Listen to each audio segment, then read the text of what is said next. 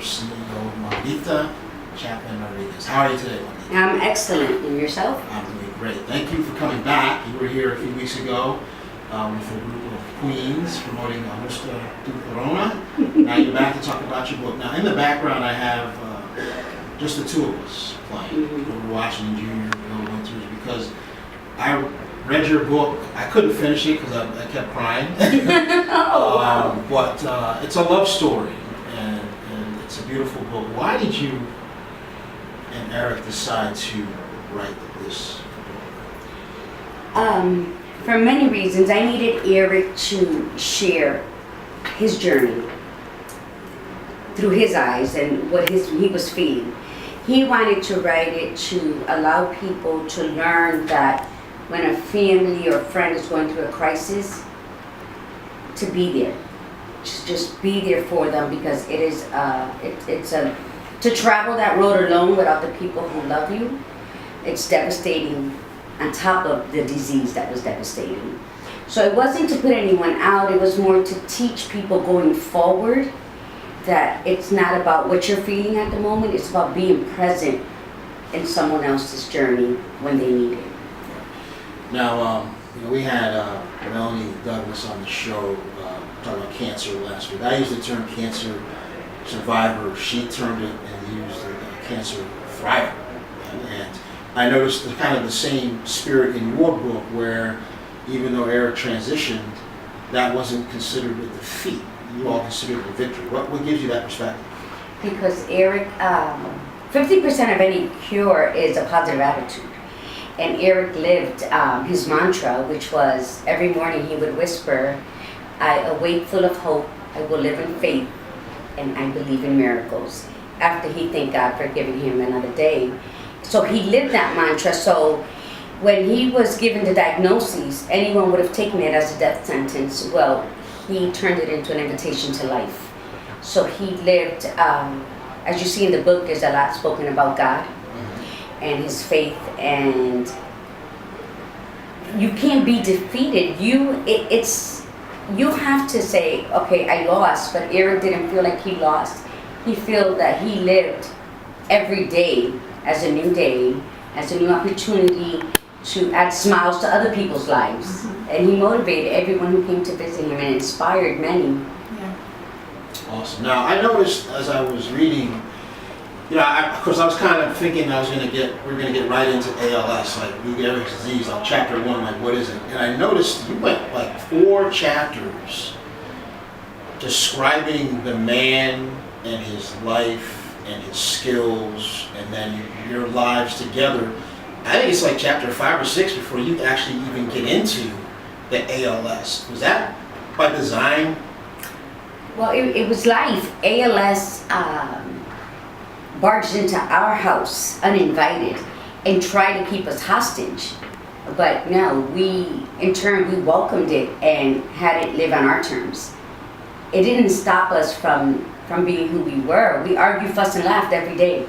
There was no enabling because he was paralyzed. There was no him tolerating my BS when I got angry. We lived a normal life with the background knowing that ALS was there because he was paralyzed. So physically you knew that it was present in our home. But spiritually and emotionally and even mentally half the time, ALS just, it didn't hold us in its clutch. You get the spirit, and you close the book before the forward. You say, today I am building my life as the strong-willed, go-getter, idealistic badass that I am. The spirit fired Eric Law. I am doing it my way. Watch out now, I'm coming. What a fantastic way to finish the book. Why did you pen that as your final statement? Because the only certainty that we have in life is death. It's the only certainty that you can say it's going to come. So no matter if someone dies in a car accident or 5 years later after suffering an illness, it's still, you're not prepared for it at all. So you either accept it and feel all the pain and all the sorrow and know that everything was done the way Eric wanted it, the way we wanted to live our lives, and then you move forward. You never get over your grief, and you never get over the sadness, but I think that Eric and I shared so much more joy than sorrow, that he was my assignment from God. We met, he was diagnosed 19 days before our first wedding anniversary. And I stopped working, I became his full-time caretaker, and we hustled, we salsa, we walked it, we did the conga every day. We did it, and we smiled more than we cried. So now, Eric's destiny was completed. His purpose was filled with all the lives he touched during his darkest hours. And I'm here, and God says I still got work to do. So, Jesus loves me. No matter how I speak and what I do, Jesus loves me, and that's why my spiritual and creative healing life coach that I do now, it's an empowerment for myself, because it's what I'm supposed to do. We're talking with Margarita Chapman-Rodriguez about her book, Doing It My Way, Pushing Back Against ALS. The Eric Chapman story, Yankees fans know that to be Lou Gehrig's disease. That's what we're talking about.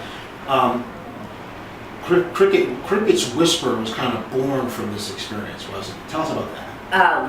One day, a month after Eric was diagnosed, I'm driving to work and it was raining, and I'm talking to God.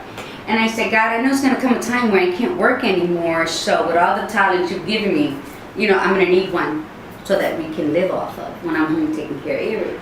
And I'm driving, I'm smoking my cigarette, and I hear Cricket's Whisper, and I hear it. And I said, Cricket? God, what am I supposed to do with the cricket? You mean Cricket's whispering? Or Cricket, what do you mean? Cricket's Whisper. I heard it. Okay. I heard it. And my first reaction was, God, what am I supposed to do with the cricket? So I went to work and I wrote the mission statement.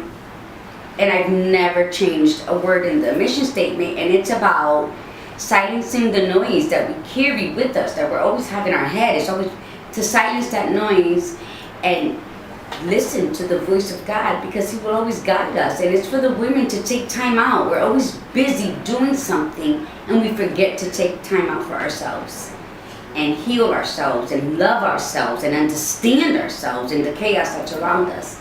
So that's where that was born from. And everything leads to what God's purpose is, because all that, now here I am, I'm a spiritual life coach, and my gear is towards women. And, we were born and raised on survival skills. And I think that all of this that's happened to me was one, to calm me down and remind me that I'm a grandma now. And to look at things in a more positive manner, because Eric was a calming spirit where I was a rageful soul. Margarita, let's talk about two things business related. Number one, how can people get a copy of the book, Doing It My Way, Pushing Back Against ALS, the Eric Chapman story? How can I get a copy? Well, this Thursday, May 24th, from 5 to 7, I'm having a book signing here at 7 Lafayette Street at Lakeisha's Bakery. So I will be having a book signing and book reading there. Here where? Here in Bridgeport, Connecticut. Okay, I'm sorry, my hometown. So it's at 7 Lafayette Street in Bridgeport, Connecticut, from 5 to 7 at Lakeisha's Bakery. And they can also contact me. My information is online where this is, and pretty soon it will be for purchase on Amazon.com. Okay, awesome. And how can people get in touch with you about Cricket's Whisper, life coaching, spiritual guidance, mentorship? How do you? They can either email me at cricketswhisper@gmail.com, or they can call me by phone. Can I give my number? Yeah, absolutely. It's 813-892-9619, and cricketswhisper@gmail.com. Awesome. And it's Margarita. You can't say Margarita on margin. Well, listen, we thank you so much for coming in here. It's my pleasure. Is there anything else you want to say to the listeners about yourself, your husband, your book? The positive attitude. I believe that every day you should wake up and realize that you have another opportunity to start fresh. And whatever happened yesterday should stay. And the only thing you should bring forward from yesterday is whatever you learned or whatever you know you need to do better. not the mistakes, and to move forward knowing that there's always room to make changes, to make the right choice, and to prosper in whatever it is you're doing. But everything you do it with love. If you do it with love from within yourself, everything comes out a whole lot better. Because it doesn't matter what other people think or say. It's not your business. What's your business is to love yourself, to love God, yourself, and then everything else will fall into place. And that's how I live my life. That's awesome. Thank you so much for coming in. You're welcome. Love you here at Jazz on Ice. And folks, May 24th, right here in Bridgeport, 7 Lafayette, at the address. Come by and see her doing it my way, pushing back against ALS, the Eric Chapman story.